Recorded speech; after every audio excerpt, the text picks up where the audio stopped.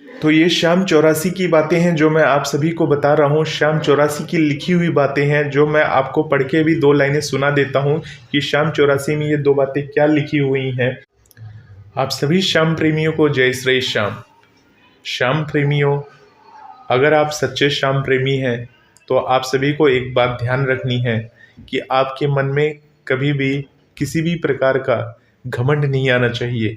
कितने भी बड़े भक्त बन जाएं आप हर साल खाटू धाम जाते हो या महीने में खाटू धाम जाते हो, हर महीने खाटू धाम जाते हो, 10 साल से खाटू धाम जा रहे हो या लाइफ टाइम बाबा श्याम के दरबार से आप जुड़े हुए हो, आपके दिल में अभिमान नहीं आना चाहिए।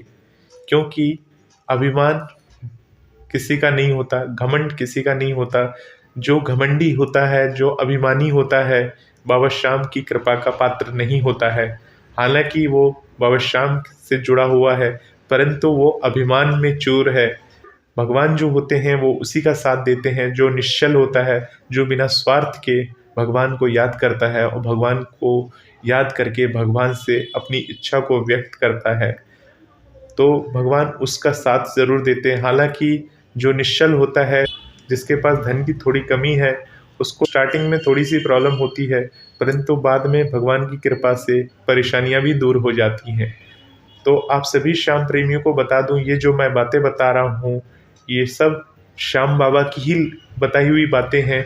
आप सभी को याद होगा जब महाभारत का युद्ध चल रहा था, तो पांडव लोग जब युद्ध जीत चुके थे, तब युद्ध जीतने के बाद सारा क्रेडिट खुद पे ही ले रहे थे। भीम कह रहा था कि उनके गदा ने उनका युद्ध जिताया, अर्जुन कह रहा था उनके तीर से युद्ध जिताया।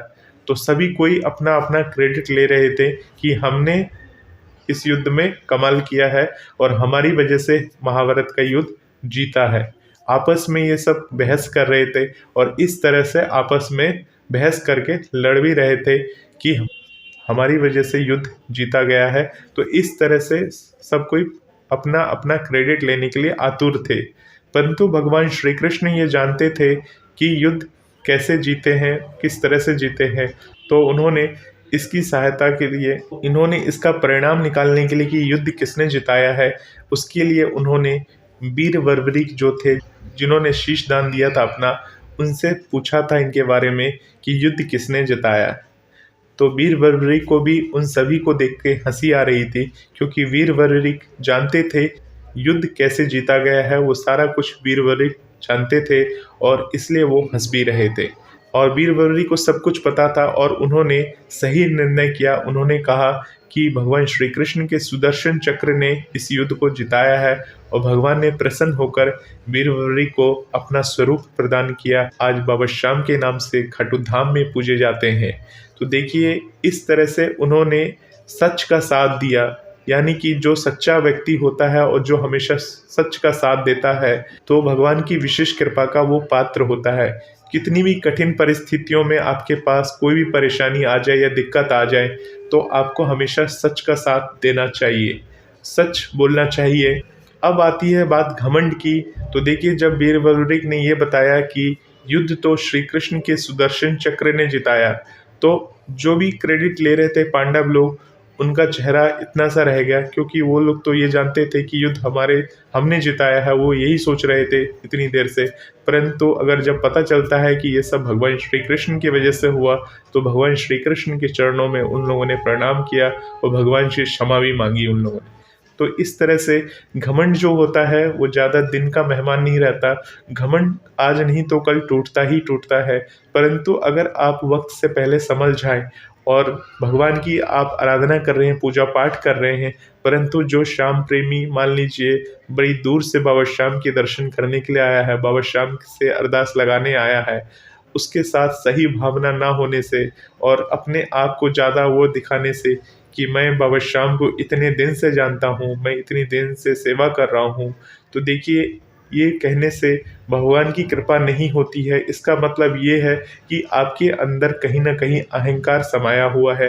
अहंकार वंश आप ये बातें बोल रहे हैं, जिसके कारण से भगवान की कृपा के आप पात्र नहीं होते।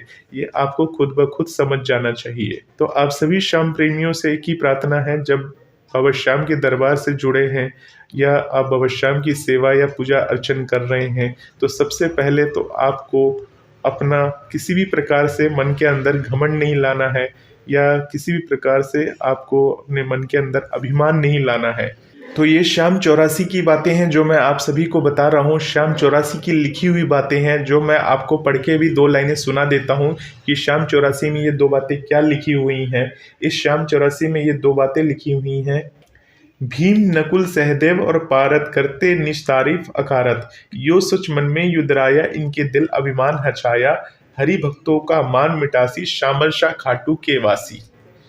तो देखिए, नकुल सहदेव हर किसी को अभिमान हो गया था कि युद्ध जिताने का, परंतु वो अभिमान ज़्यादा देर का नहीं रहा क्योंकि वीर बबरीक ने सभी का अभिमान थोड़ी देर में चूर चूर कर दिया। तो सोचिए, अभिमान किसी का नहीं है। आप लोग को स्वार्थी नहीं होना चाहिए, सबसे पहले निस्वार्थ रहना चाहिए। हमेशा निस्वार्थ रहकर सभी काम करना चाहिए, सबके प्रति आदर रहना चाहिए, चाहे आपसे छोटा हो चाहे आपसे बड़ा हो, उन सभी के प्रति आपके भाव होने चाहिए, आदर होने चाहिए। तो भगवान की विशेष कृपा के पात्र आप सभी बनते हैं। तो इन सभी बातों को आप ध्यान में रखें तो भगवान की विशेष कृपा के आप पात्र बनेंगे और बाबा श्याम की कृपा आप सभी पर बनी रहे। जय श्री श्याम।